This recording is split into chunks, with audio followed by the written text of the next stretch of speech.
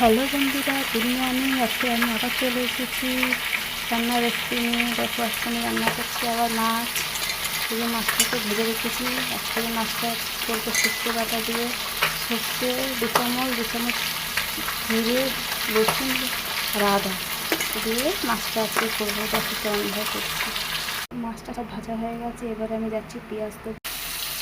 পেঁয়াজটা ভাজা হয়ে গেলে এর বাটা আছে সর্ষে, জিরে, রসুন, আদা দিয়ে বেটে রেখেছি এটাকে মাছের ঝোল করার জন্য। সর্ষে, জিরে, আদা, রসুন বাটা এবার আমি দিয়ে দেবো এটাকে তেলের মধ্যে।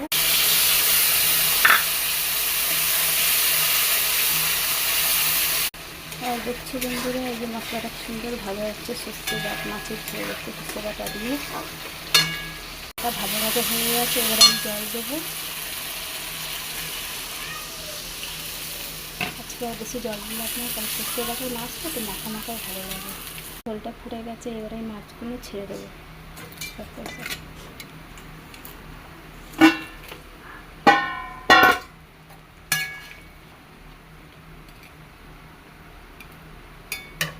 মাছটা আমার পুরোপুরি হয়ে গেছে। এবার একটু দিয়ে দেবো ধনে পাতা। ধনে পাতা সর্ষে বাটা মাছে দিলে খুব টেস্টি হয়। দেখো বন্ধুরা কেমন লাগছে সর্ষে বাটা দিয়ে মাছ। দেখতে পাচ্ছ মাছটা আমার পুরোই হয়ে গেছে বন্ধুরা। সর্ষে বাটাতে মাছের ঝোল, ভেন্ডি আজকে রান্না, ভেন্ডি ভাজা আর এই ডাল করেছি। আমাদের রান্না আজকের মতন শেষ। বাই বন্ধুরা, আবার কালকে দেখা হবে এরকম সময়।